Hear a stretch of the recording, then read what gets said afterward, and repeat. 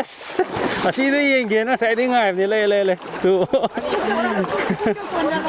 ꯑꯅꯤꯅꯦ ꯑꯩꯗꯤ ꯑꯃꯈꯛ ꯑꯣꯏꯅꯤ ꯑꯅꯤ ꯂꯥꯛꯁꯜꯂꯦ ꯇꯨ ꯌꯥꯕ꯭ꯔꯣ ꯅꯝꯃꯣ ꯇꯨ ꯑꯆꯧ ꯑꯅꯤ ꯂꯩ ꯏꯟ ꯊꯥꯕꯗ ꯑꯃꯨꯛ ꯌꯥꯎꯈꯤꯅꯤ ꯊꯥꯗꯈ꯭ꯔꯣ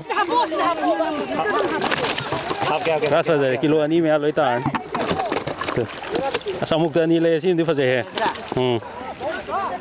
ꯑꯃꯗꯤ ꯈꯤꯇꯪ ꯄꯤꯛ ꯃꯥꯜꯂꯦ ꯃꯥꯅꯦ ꯁꯤ ꯐꯖꯔꯦ ꯑꯁ ꯁꯨꯝ ꯉꯥꯛꯇ ꯂꯧꯋꯦꯅꯤꯗ ꯕꯤꯠ ꯈꯔ ꯂꯩꯈꯠꯂꯛꯑꯦꯀꯣ ꯑꯝꯇꯪꯒ ꯂꯧꯁꯦ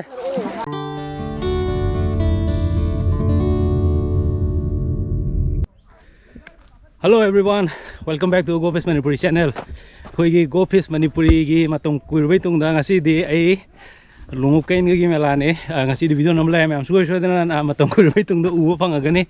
ꯐꯅ ꯁꯥꯡ ꯂꯦꯞꯄꯨꯔꯦꯅꯀꯣ. ꯑꯗꯣ ꯇꯧꯗꯣꯏꯁꯤꯕꯨꯗꯤ ꯌꯥꯝ ꯆꯥꯎꯕ ꯀꯩꯅꯣꯗꯤ ꯅꯠꯇ꯭ꯔꯦ ꯅꯥꯎꯀꯤꯌꯨꯃꯥꯏꯅꯀꯣ. ꯑꯩꯈꯣꯏ ꯀꯩ ꯍꯥꯏꯇꯥꯔꯦ ꯁꯨꯝ ꯃꯣꯏ ꯂꯩꯀꯥꯏꯒꯤ ꯃꯤ ꯈꯔ ꯑꯗꯨꯝ ꯇꯧꯖꯕ ꯑꯣꯏꯗꯣꯏꯅꯦ. ꯑꯗꯨ ꯑꯣꯏꯇꯥꯔꯁꯨ ꯉꯥ ꯈꯨꯐꯥꯗꯨꯒꯤ ꯕꯤꯠꯇꯣ ꯍꯥꯏꯇꯥꯔꯦꯅꯦ. ꯑꯩꯁꯨ ꯌꯥꯝ ꯌꯦꯡꯅꯤꯡꯕ ꯀꯨꯏꯔꯦ ꯐꯪꯗ꯭ꯔꯦ. ꯑꯗꯨ ꯍꯧꯖꯤꯛꯇꯤ ꯉꯁꯤꯗꯤ ꯐꯪꯒꯅꯤ ꯇꯥꯕꯗ ꯌꯥꯝ ꯊꯤ ꯅꯨꯡꯉꯥꯏꯔꯦ. ꯏꯃꯥꯟꯅꯕ ꯑꯃꯅ ꯀꯧꯕꯤꯔꯛꯄꯅꯦꯀꯣ. ꯑꯗꯣ ꯑꯩꯈꯣꯏ ꯃꯌꯥꯝ ꯄꯨꯂꯞ ꯌꯦꯡꯉꯁꯦ. ꯉꯥ ꯅꯍꯥꯟꯋꯥꯏꯒꯤꯗꯣ ꯑꯩꯈꯣꯏ ꯃꯦꯃꯣꯔꯤ ꯔꯤꯀꯣꯜ ꯇꯧꯕ ꯑꯣꯏꯅ ꯍꯥꯏꯇꯥꯔꯦ. ꯅꯍꯥꯟꯋꯥꯏꯒꯤꯗꯣ ꯀꯃꯥꯏꯅ ꯇꯧꯒꯦꯅ. ꯑꯗꯨꯅ ꯑꯩꯅ ꯌꯦꯡꯉꯤꯁꯦ ꯂꯝꯕꯤꯁꯤꯗꯩꯗ ꯑꯩ ꯍꯧꯖꯤꯛ ꯂꯩ ꯁꯃꯔꯧꯗꯅꯦꯀꯣ. ꯂꯝꯕꯤꯁꯤꯗꯩꯗ ꯀꯩꯅꯣ ꯌꯥꯝ ꯍꯧꯔꯝꯕ ꯍꯥꯏꯇꯥꯔꯦ ꯕꯣꯔꯣꯏꯇꯨ. ꯑꯗꯣ ꯁꯤꯗ ꯍꯧꯔꯤꯕ ꯄꯥꯝꯕꯤ ꯃꯌꯥꯝꯁꯦ ꯕꯣꯔꯣꯏ ꯉꯥꯛꯇꯅꯦ. ꯕꯣꯔꯣꯏ ꯐꯥꯝ ꯌꯥꯝ ꯅꯥꯟꯅ ꯇꯧ ꯂꯩꯃꯦ ꯌꯦꯡꯉꯨꯅꯦ. ꯁꯤ ꯀꯣꯕꯤꯒꯨꯝꯕꯁꯨ ꯍꯧꯋꯦ. ꯑꯗꯩ ꯑꯁꯪꯕ ꯑꯇꯩ ꯍꯧꯔꯤ ꯃꯌꯥꯝꯁꯦ ꯇꯨ ꯄꯥꯝꯕꯤ ꯕꯣꯔꯣꯏ ꯄꯥꯝꯕꯤ ꯐꯖꯅ ꯊꯥꯔꯤꯁꯤꯗꯤ ꯑꯩꯈꯣꯏꯒꯤ ꯕꯣꯔꯣꯏ ꯑꯃ ꯆꯧ ꯂꯥꯎꯕ ꯆꯧꯗꯣ ꯑꯗꯨ ꯑꯣꯏꯔꯝꯗꯧ ꯃꯥꯜꯂꯦ. ꯃꯣꯏ ꯃꯤ ꯂꯩꯔ ꯍꯪꯒꯦ. ꯕꯣꯔꯣꯏꯒꯤ ꯃꯤ ꯑꯝꯇ ꯍꯪꯉꯛꯈꯤ. ꯁꯤ ꯕꯣꯔꯣꯏꯁꯦ ꯑꯩꯅ ꯌꯥꯝ ꯍꯥꯎꯋꯦ ꯈꯟꯖꯕ ꯕꯣꯔꯣꯏꯅꯦ. ꯑꯗꯨꯅ ꯕꯤꯠ ꯂꯩꯅ ꯁꯨꯝ ꯍꯪꯅꯤꯡꯉꯦꯕ. ꯇꯥꯎ ꯀꯩꯅꯣꯝꯇꯪ ꯆꯒꯦꯕ. ꯌꯥꯝ ꯍꯥꯏꯒꯗ꯭ꯔꯥ. ꯑꯣ ꯁꯤ ꯕꯣꯔꯣꯏꯁꯦ ꯄꯥꯟꯗ꯭ꯔꯤꯕꯣ? ꯄꯥꯟꯗ꯭ꯔꯤꯌꯦ. ꯑꯣ ꯀꯌꯥꯝ ꯀꯨꯏꯔꯒꯦ ꯊꯥꯕ? ꯑꯣ ꯑꯗꯨꯗꯤ ꯌꯥꯝ ꯊꯨꯅ ꯃꯄꯥꯟ ꯌꯥꯝ ꯊꯨ ꯁꯥꯠꯇ꯭ꯔꯣ? ꯑꯁ ꯍꯌꯦꯡ ꯕꯣꯔꯣꯏ ꯆꯥꯕ ꯂꯥꯛꯀꯦ. ꯆꯥꯕ ꯌꯥꯔꯀꯥꯟꯗꯩꯗ ꯑꯁ ꯌꯥꯝ ꯐꯖꯩ ꯁꯤꯗꯤ. ꯍꯥꯏꯗꯤ ꯉꯥꯒꯤ ꯐꯥꯔꯝꯁꯨ ꯁ꯭ꯋꯥꯏꯗ ꯌꯥꯝ ꯂꯩꯔꯦ. ꯑꯗꯒꯤ ꯑꯗꯨꯅꯦ ꯉꯥꯒꯤ ꯐꯥꯔꯝꯁꯨ ꯗꯃꯥ ꯂꯩꯔꯦ. ꯑꯗꯒꯤ ꯕꯣꯔꯣꯏꯁꯨ ꯑꯃꯨꯛ ꯍꯧꯖꯤꯜ ꯂꯩꯔꯝꯃꯦ. ꯑꯩꯅ ꯑꯄꯥꯝꯕ ꯉꯥꯛꯇ ꯊꯦꯡꯅꯔꯦ ꯉꯁꯤꯁꯦ. ꯑꯇꯩ ꯃꯅꯥ ꯃꯁꯤꯡꯗꯤ ꯌꯥꯝ ꯀꯜꯂꯛꯆꯗꯦꯕꯀꯣ. ꯑꯩꯅ ꯀꯜꯂꯛꯄꯗꯩꯗ ꯅꯥꯁꯄꯇꯤ ꯑꯗꯩ ꯁꯦꯝꯒ ꯃꯥꯟꯅꯔꯞ ꯇꯧꯕꯗ ꯕꯣꯔꯣꯏ ꯍꯧꯖꯤꯛꯀꯤ ꯕꯣꯔꯣꯏ ꯑꯩꯈꯣꯏꯒꯤ ꯕꯣꯔꯣꯏꯗꯨ ꯅꯠꯇꯕ ꯁꯤꯒꯤ ꯕꯣꯔꯣꯏ ꯑꯁꯪꯕꯁꯦ ꯌꯥꯝ ꯀꯜꯂꯛꯑꯦ. ꯑꯗꯨꯒ ꯑꯩꯈꯣꯏꯒꯤ ꯅꯥꯁꯄꯇꯤ ꯀꯜꯂꯛꯏ. ꯑꯗꯒꯤ ꯑꯦꯄꯜꯁꯦ ꯑꯦꯄꯜꯁꯤꯃꯇꯪꯒ ꯑꯦꯄꯜ ꯑꯩꯒꯤ ꯗ꯭ꯔꯤꯝ ꯑꯃꯈꯛ ꯂꯩꯌꯦ. ꯍꯌꯦꯡ ꯑꯩ ꯀꯥꯁꯃꯤꯔꯗ ꯀꯩꯗ ꯎꯟ ꯇꯥꯕ ꯖꯒꯥꯗ ꯆꯠꯂꯒ ꯃꯣꯏꯒꯤ ꯑꯦꯄꯜꯗꯣ ꯎꯟ ꯃꯔꯛꯇ ꯍꯦꯛꯑꯒ ꯐ꯭ꯔꯦꯁ ꯑꯣꯏꯕꯗꯣ ꯈꯨꯠꯅ ꯊꯠꯂ ꯆꯥꯒꯦ. ꯑꯝꯇꯪ ꯆꯠꯂꯒ ꯆꯥꯒꯦꯅꯤ. ꯑꯗꯣ ꯅꯦꯒꯣꯁꯤꯌꯦꯁꯟꯁꯦ ꯑꯩꯈꯣꯏꯒꯤ ꯁ꯭ꯋꯥꯏꯗꯁꯨ ꯎꯈ꯭ꯔꯨꯜꯗ ꯀꯩꯗ ꯍꯧꯋꯦ. ꯑꯗꯣ ꯎꯈ꯭ꯔꯨꯜꯒꯤꯗꯣ ꯍꯦꯛ ꯊꯠꯂꯒ ꯆꯥꯎꯗꯣꯏ ꯆꯥꯅꯤꯡꯗꯕ ꯍꯥꯏꯇꯥꯔꯦ. ꯎꯟ ꯇꯥꯕ ꯍꯥꯏꯕ ꯑꯃ ꯌꯥꯎꯔꯤꯕꯅꯤꯅꯀꯣ. ꯎꯟ ꯇꯥꯕꯗ ꯆꯠꯂꯒ ꯆꯥꯒꯦꯅꯤ. ꯑꯗꯨꯅ ꯃꯌꯥꯝ ꯅꯣꯡꯃ ꯆꯠꯃꯤꯟꯅꯖꯦ. ꯑꯩꯒ ꯎꯟ ꯇꯥꯕ ꯃꯐꯝꯗ ꯑꯦꯄꯜ ꯆꯥꯃꯤꯟꯅꯔꯁꯦ. ꯑꯗꯣ ꯉꯁꯤꯒꯤ ꯑꯣꯏꯅ ꯍꯧꯖꯤꯛ ꯃꯐꯝ ꯌꯧꯔꯦ. ꯃꯌꯥꯝ ꯌꯦꯡꯉꯁꯦ. ꯑꯗꯨꯝ ꯁꯝꯖꯜꯂꯒꯦ. ꯍꯧꯕ ꯀꯥꯟꯗ ꯍꯧꯕꯩꯗꯣ ꯇꯥꯛꯒ ꯍꯧꯖꯤꯜꯂꯀꯥꯟꯗ ꯑꯗꯨꯝ ꯌꯦꯡꯉꯁꯦ. Thank you. ꯌꯦꯡꯃꯤꯟꯅꯔꯁꯦ ꯃꯌꯥꯝ.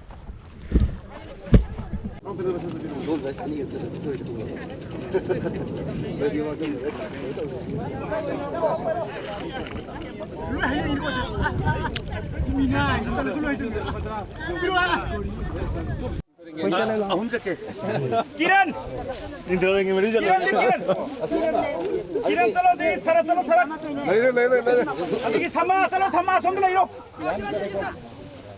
sama ka noi ni pali diko ama khum dalo haba sama ni na hai khoi ki edri singatit adigi muhindro ming lau go ko adigi pia adigi sanjit chalo Yama ngasigi melaje in mari khag ui ka lupa kya oideno Angel Palishing mapan oh hajare mogi kano jita koi dukan gumna koi ko ni thoine oh tunnel Palishing oh mi je yam da bidai da apa no ai tor ge sine hoi fare yama yem ngina ha nga pha tok di mal kadi si ama nang jang gi jero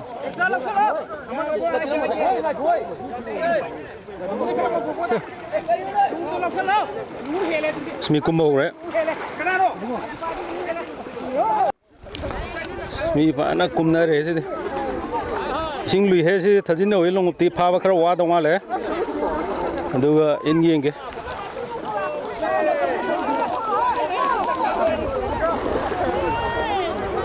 sin ho re matam koi bai tung da le nga ma sa toi da rau ma sam sa fa le tu Kona nang re. Ini am din mari kata ne ba. 역설로 따모. 에스, 한번 열어. 열어.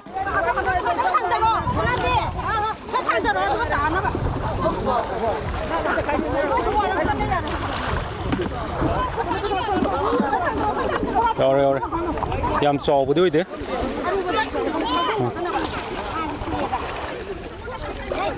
아마 짜나 되나 메모이제. 배차도 쏘 미암도 배차 쏘고.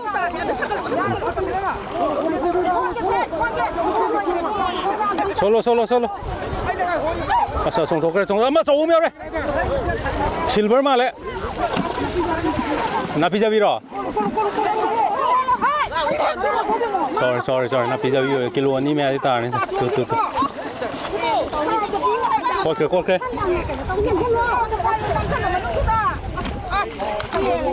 Corfeade.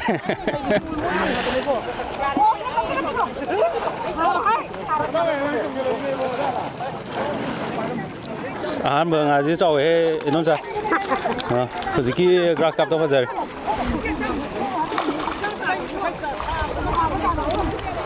Xin cho phân lệ mà sao?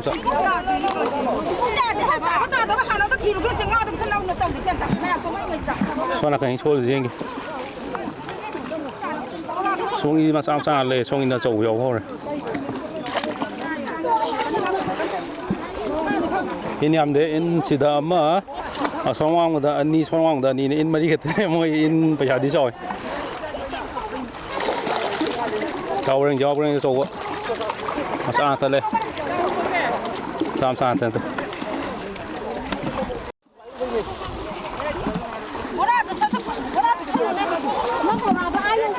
Grass cà rồi. Xuống từ sâu rồi. Chỉ từ sâu rồi.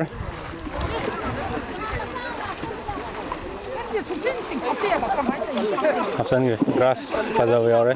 Kilo anh hôm tao.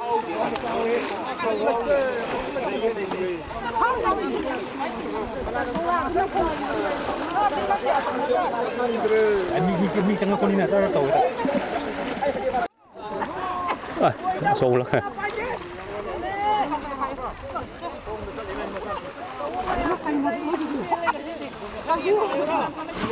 grass rồi em cái trâu đó cái gì mục tiêu ta nữa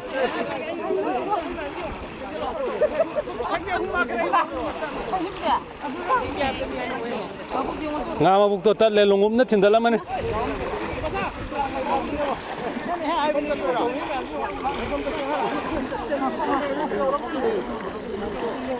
xong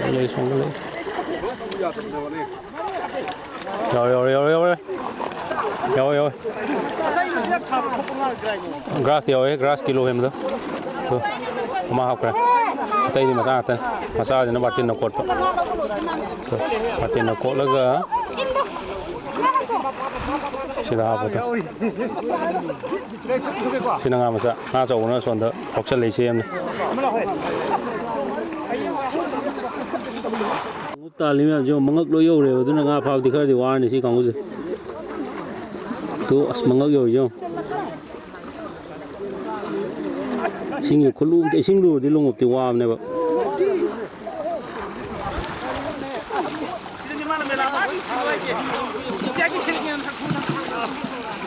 tu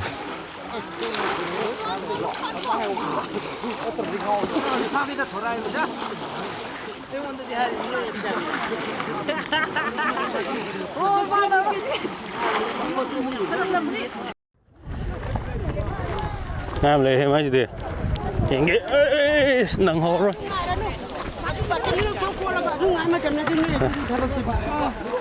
không còn ơi xỉa mẹ mà cũng em rồi nó bạc thì dễ dàng thế đấy cái gì là thằng anh ấy kia xuống nó bị ăn phao phải chưa phải nó là video muốn làm gì nó cái để sắp xếp rồi bây giờ mà mày làm gì 예, 시대디안 파전 따 해노야 생모도 뒤려가죠. amta lalu se amta slay hai khadi lay hai mai dingai hai so di au drama le smasa di ame sikhulak si de tu yom yom gele tara tarong yo tu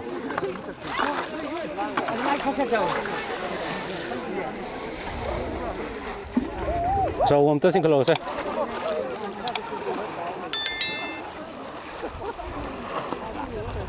Ngã mà cũng này đến năm mẹ của năm giả.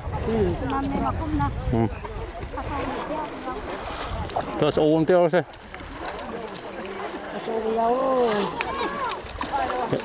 Rồi sau tiêu thì tôi làm咩事啊mày?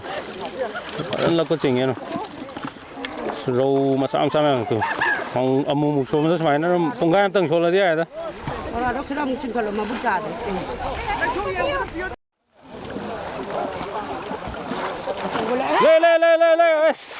Masih dia yang gena saya dengar ni le. Tu. Ani ni ai dia ama kau ini ni lah kele. Tu. Ya bro namo. Bukan nanjang. Namo tu. So ni le. In thảo đấy dùng nhau cái ní. Thảo được. Rasa dari kilo ani me aloi tan.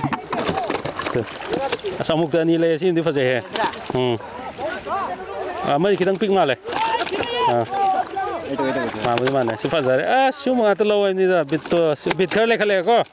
Bit khale ko am tanglo se.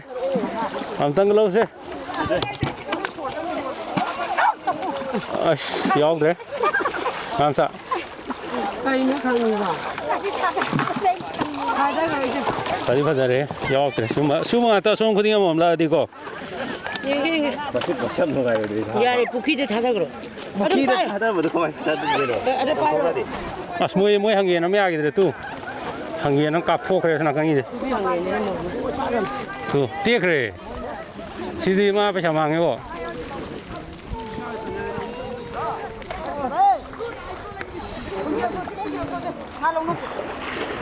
Sam gitu dah muat. Angin tektok kere mo isi tahu ada. Tu sekarang pagan nak kan angin tektok kere.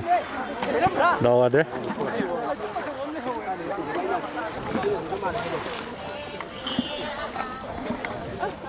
Tema tahu ada. Macam. Sisi lo tu ya lo. Ibu ni macam. Si mas samjal lagang thadu re ma. Samnaba material le ba. Pare am ta samjalo mi nga fa ba hore. Nong ai te ba.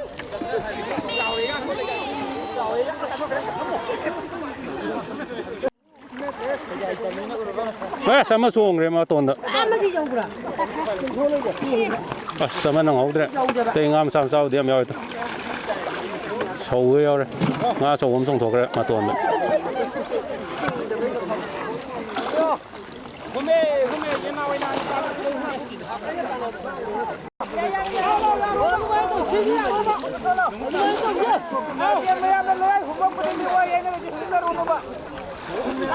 Yaudah. Ni nama song thok re. Nama song thok re ni yok ne. Nama song thok re pamui ko. Ani nama budi hau re ba. Amu ya hau dra ba. Amu di hau ba. Sani ama budi hau re ba. Pamui ye. Nga de tap tam tholei sing ji lu ne to sing ye mangak lo yo re se. Mangak yo re to.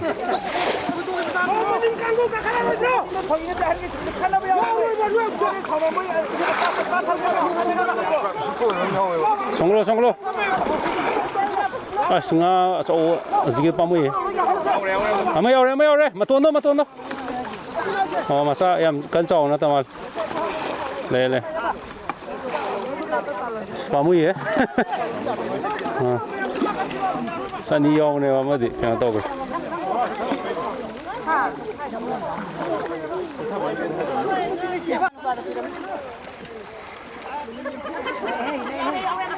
Ma suong re.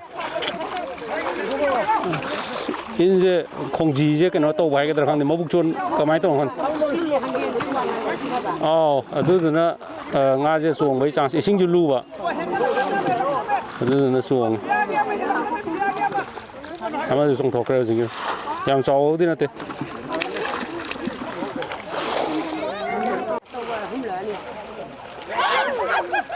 수어 영 수ong 그래서 나간 시주. le tu moi khang nga yo ko ma le hay yo re le ꯌꯥꯎꯈ꯭ꯔꯦ ꯑꯃ ꯑꯇꯩꯗꯤ ꯃꯆꯥꯅꯤ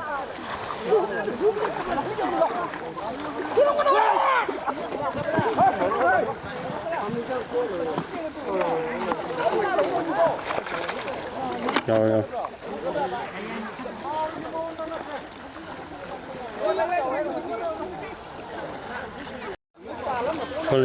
솔리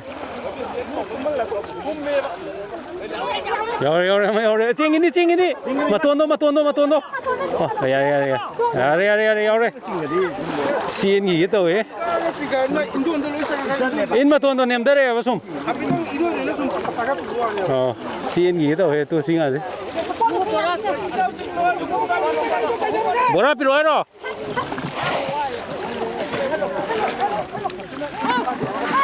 세세 뭐라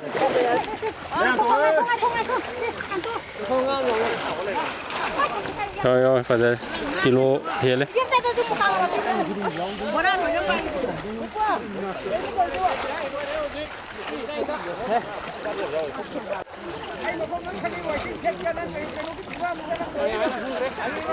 vô rồi vô rồi xuống ý tôi làm trâu thì nó tới cái gì mà cái gì mà ikhlas nó đưa dụ nó thôn mà phát đấy nó thôn mà phát đấy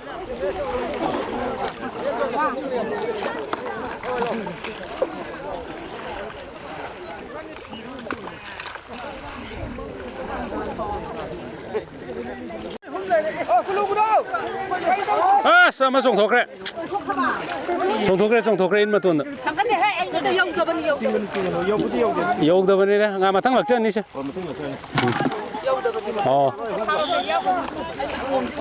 mane ma thang ngong lak chen ni ke dro gyan tan tang ngai khe le ji ke do so ma le ju ra zo o meo re lang de na ma yao en mình phải giấu phai đi, cún nó phai rồi.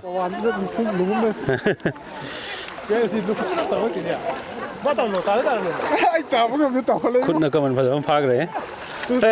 Rồi anh yêu phai đấy cún nó tu, lấy tu rồi. Wow, xin đi ngoài xin đi, anh yêu phai đấy.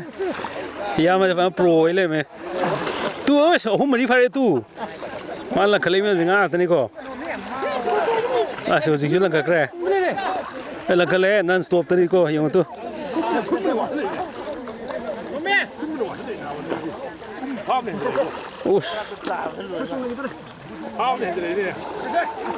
Phải peran non stop ni.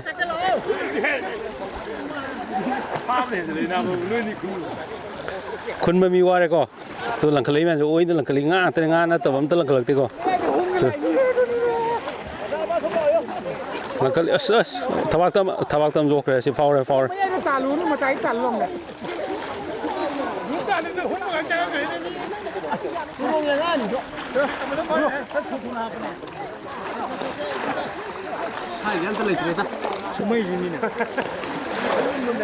phải tu ngan tu xuống gì tu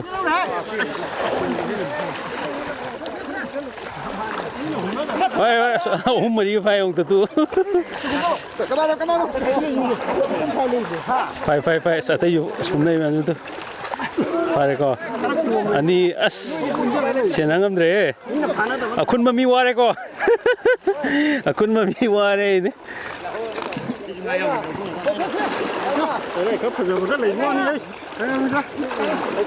lấy tre sao phải như lôi cái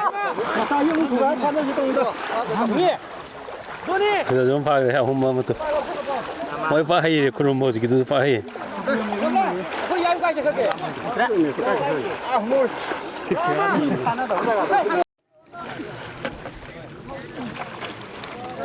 trồng thuộc em à ai chó em gì đó cái gì phát tài cái khai thun thạch rồi xem mà thằng lộc chơi này số gì cái đó đi ngã tăng cái gì đó vào lộc chơi lộc bắt tay mình gì đó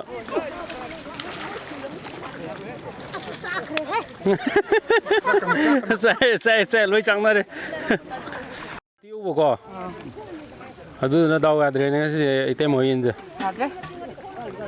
그래 뭐 다 한전이 뭐. 걸로 야들어가나 이제 드럼 좀. เราเจ้ารปูลูแม่น่ะไปเนี่ย 잠깐만. 받으려고. 미리 굽나 찡 거네. เอาเลยมาซ้ำเอาเลย 거기 대체 반대 좀. 아 좋은 거 띵게 좀.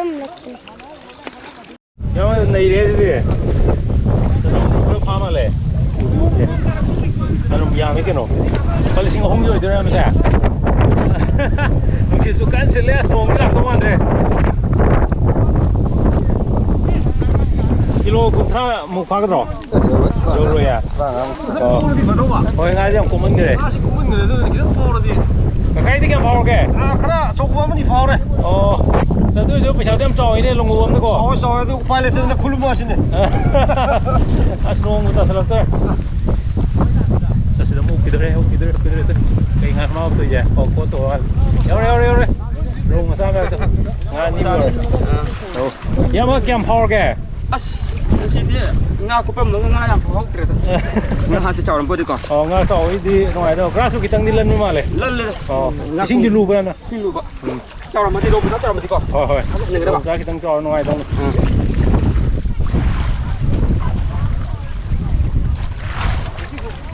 có kem power kìa 여기 파래 나 kumandana 파워 야드래 ôi lùng úp ya dre wa in di kharap la lakwa lối lưng đây ya드래 ôi ya dre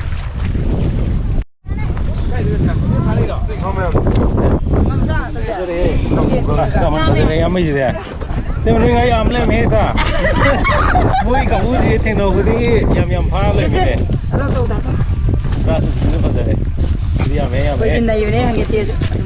mà sẽ hàng nó tiền của nó trổ yam mấy cái đồ nghèo gì ra số ok không gì thế mà ôi xin được grass kì bora đây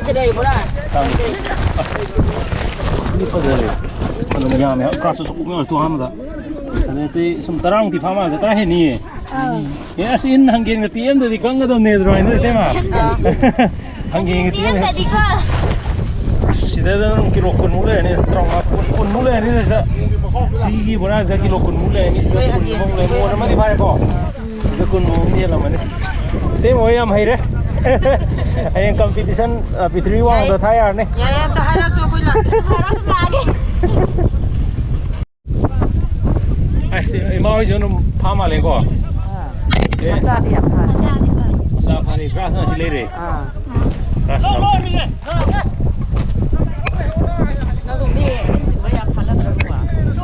탕 탕도이로 세. grass yu pa jare 탕 거지네 ngamoi. yamna di phati ko grass yu tarang tane 시대다 하. de sro si no mo na madi no phani da Pani masa juga tu. oi silver ke ga ji mang 세 ko 합절라가 치 탕아 제 하바 ro ko grass ke di mang roi da 탕 ngamoi. si in mari ke tane in ni ma sile re alo rồi cái đầu tiên nó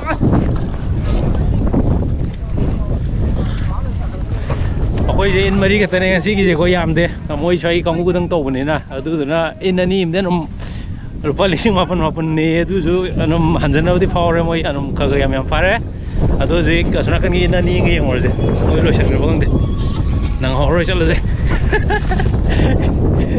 num toi nga ying na wa ke le ne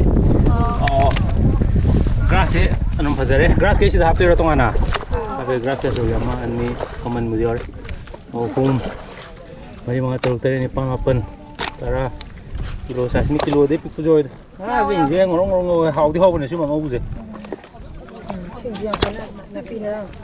ama grass kap ta koi sang tu ke sang ma su sang do adu hau ti chuma ni na hau ma le ati ngam yang tu wow pai ne di ku cho ni tu si ke no je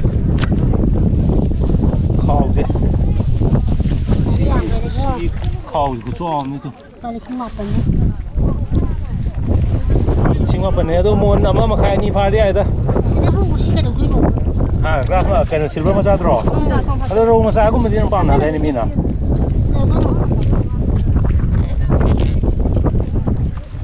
Na kan tu có tên mà ta sai rồi, quá rồi đó. Fazer. Tu tu nung đi mà kan ni ta ching mai mà. in home sure na mi ja in ma di siang renga puraga ado moi nga do tan ro lo na mo ro in mari ke tane te lum ni na ado on to tan ro lo a son thang ngai kho so um pu sakre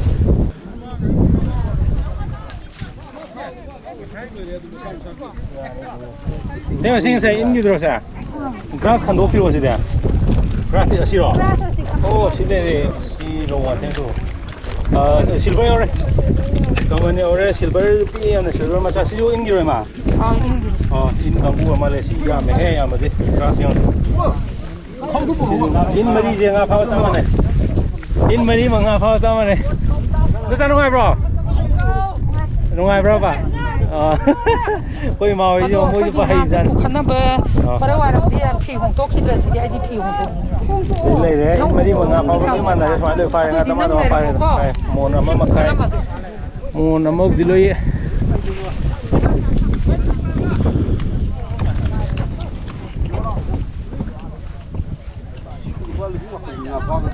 Mo na mo di loi hele ko moi engine do mo na mo budi loi helani fire jing do ado nga do kuppa adigi grass zo do ka yaw da ba adi nga macha do pulo moi na nga di silver macha ya mawa ado moi ina mongi moi si khainai mi am da moi le kai dang torom ni na mi to pa yondram ni na di kornai kai ko to pala ko do hong na drabani na moi lising ma pan nga do mo na moi ta di han mudi han jale do jo yam na han jan moi nga do kuppa ni na ko wa ni moi nga yu mom le ro nga yu no ko wa ni moi do amai to we do ne sini ngasi video ko mem longup ta ma ge jong wan tan ge sing do ngak yo ni na adai in mari khang ni na moi rom phana renga ko pujo phaw de in mari do yam ngai ya pana pha ge moi do longu kangu di yam longu kangu di ya da ma da si longup ti ya tre flop chat le ngasi di longup ti flop chat le ko nga kum man da amu up da yaw di yaw ya do lokhot pa ya to pa ya do ising mong da thi do nga so we di tak tak kun theng na do ai di ya dre ba longup ta ma nga ka sai gi ro longom de sing om ne du ki mga tok ten na ke sopan de loina ko ado sine to je si video ko mem so subscribe to mo si ti no ya di an na ne mem video te mathang nam thara ge ba du no no mem share to ke ado mathang ko bitung da ngasi pu du na lak chabani mem idong to ko imanam na ko de do pare mathang da ngai por age da no mem so da na like subscribe amadi share to video ko no thank you very much have a nice day